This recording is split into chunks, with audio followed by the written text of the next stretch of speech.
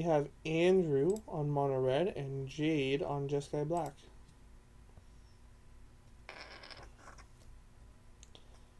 At least that's what I think Jade's on. That's what I saw him on last round. Or had cards that looked like he was on that.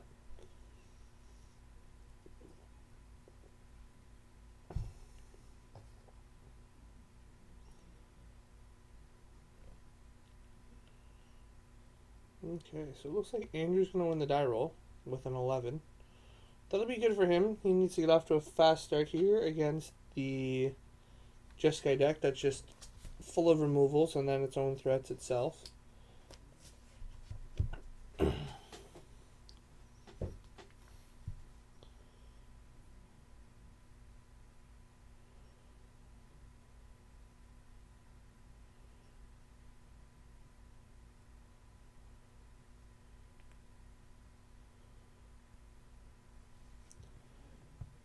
Oh, Andrew has no turn one play.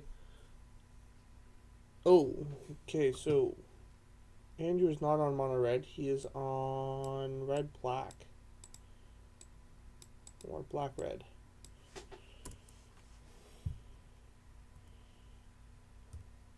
Rakdos. Rakdos aggro. Here we go. Boom.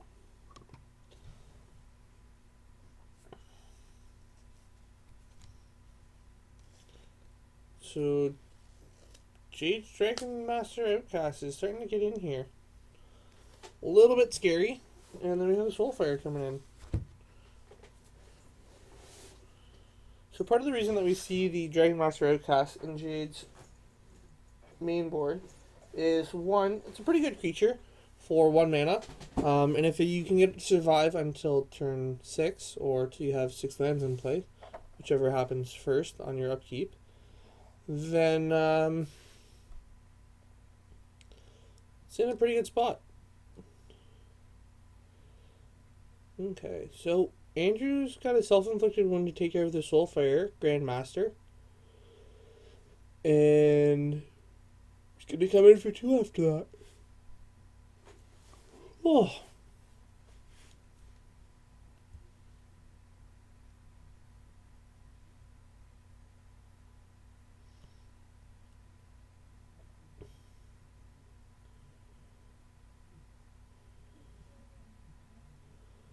And here's a Thunderbreak coming down. So after the Roast takes care of the Bloodsoaked Champion, the Thunderbreak Regent's going to come in. And we got an Utter End for that. Jade's going to take 3 and then come in for 1 with the Dragon Master Outcast. And we're back going to Andrew. So not too sure what Andrew has in hand. He might have another Thunderbreak Regent. Oh, he drew another Thunderbreak Regent that has a Culligan Storm's Fury. So he has 5 mana now. So next turn he can come across for 12 potentially. And if he drew another land, then he'll be able... Oh no, he won't be able to get the Bloodsoaked Champion back.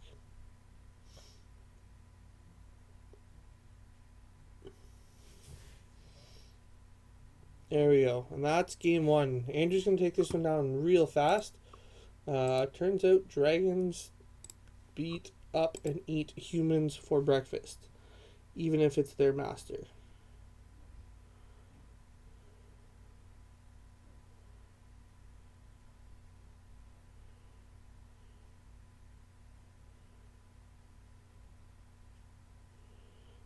So we're going to see some sideboarding. I think Andrew's going to should bring in the Radiant Flames. If he has 3 colors. He might not. It's hard to say.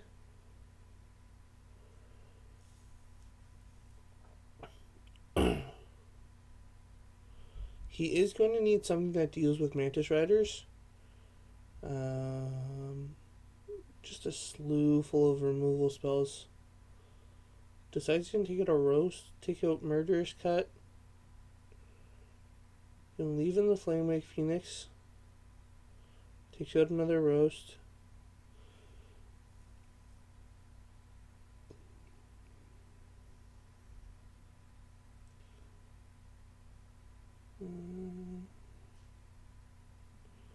Jade's going to want to leave a lot of his creature hate in the deck, but takes out Jeskai Charm, as it's not very powerful all the time.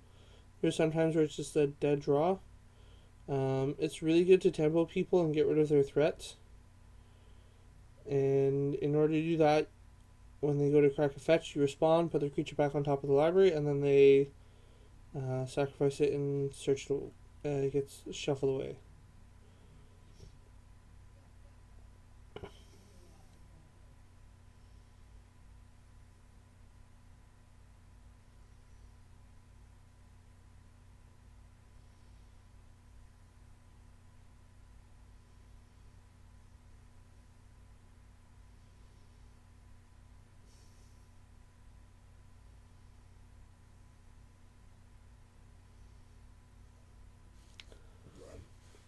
So we might see another just really fast game here.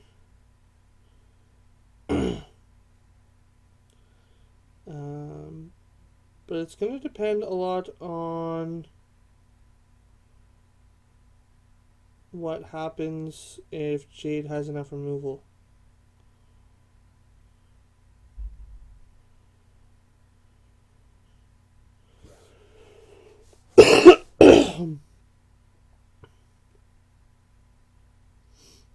Okay, so we're shuffling up. I imagine Jade will be on the play here.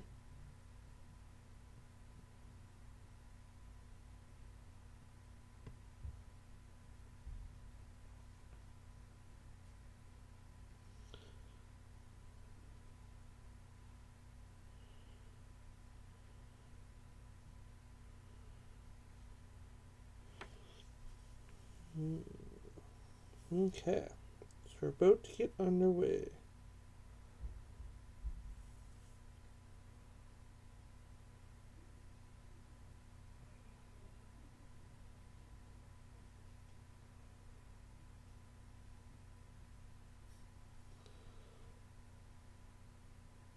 Okay, so both players are drawing their 7. From Jade, I'd like to hopefully see him get a good combination of lands and then be able to combine those with solid threats and removal to be able to get through Andrew's fast and aggressive creatures.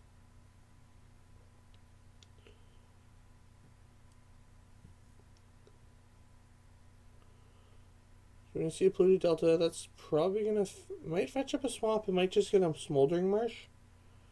It's going to get a swamp. So I think we're going to see a Bloodsoak Champion come down here.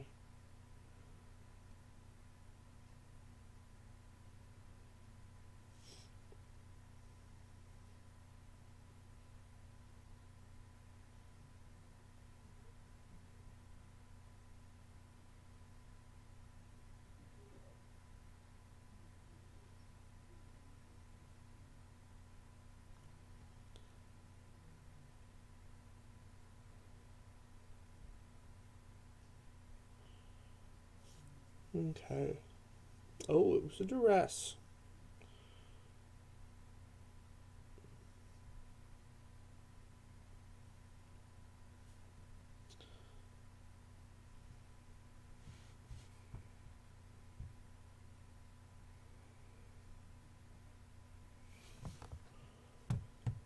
Okay.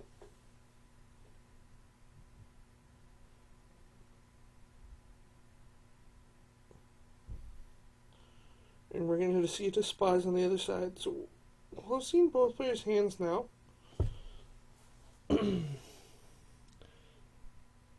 And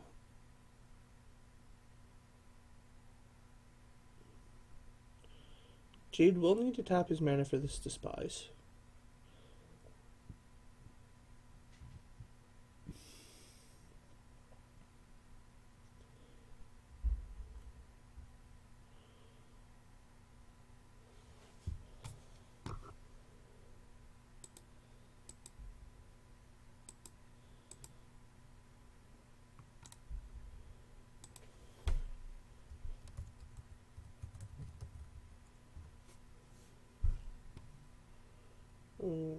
Jade's going to take the Drana.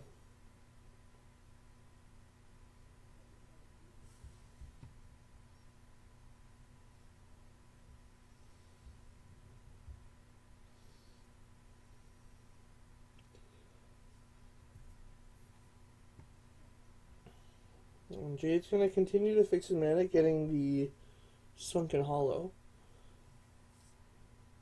And what this will allow him to do is it'll give him the flexibility of Crackling Doom versus Mantis Rider. Because he has his red, now he has his blue and his black, which are the ones that interchange between Mardu and Jeskai. But we see Tasigur come down here, so that's pretty big. A Tasigur on turn 3, when you don't have a third land, is quite impressive. And that's all happening because of Delve.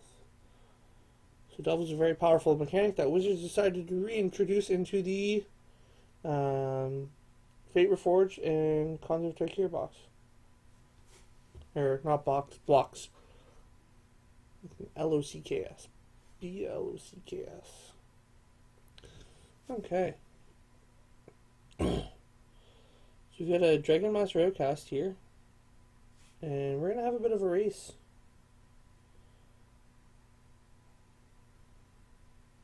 So this race is going to be basically decided by this Tasigur and the Flamewake Phoenix. And we're going to add a Thunderbreak Regent to the mix. And this game basically is going to result in probably in a win for Andrew, as he has more land and more threats. But Jade playing a third land. And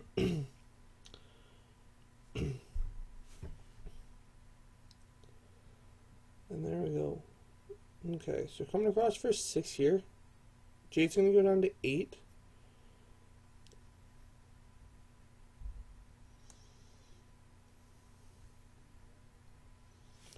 Going down to 7 with this fetch.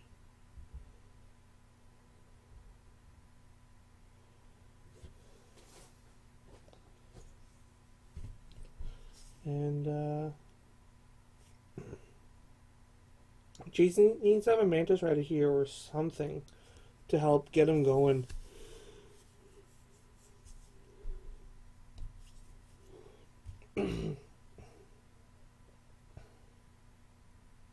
That's an Irrational Cleric. That's going to help him gain some life back. Andrew's at 5. This Irrational Cleric could change the pace of the game.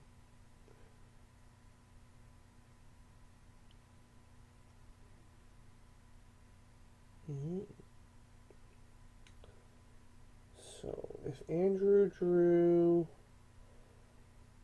Dragonlord Call again. Oh, so we're going to have a Roast come off on the Tasigur. We'll see what Jade has to deal with this.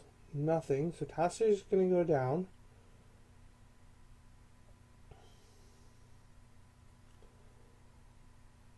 And Andrew's going to come across with both the Thunderbreak and the Flamewake Phoenix. We see a Crackling Doom. Okay. If Jade has another Crackling Doom, this will do it. And there it is. So even though that Andrew had more land, he wasn't able to close out the game fast enough. So really unfortunate. I think Jade being able to take the Drana in that situation really helped him out, because it prevented Andrew from just continuing to ramp harder. So, something to keep in mind. But we're going to be going to game 3 here.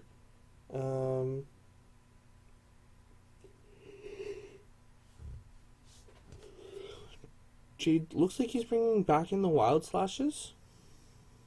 Or bringing in some number of Wild Slashes.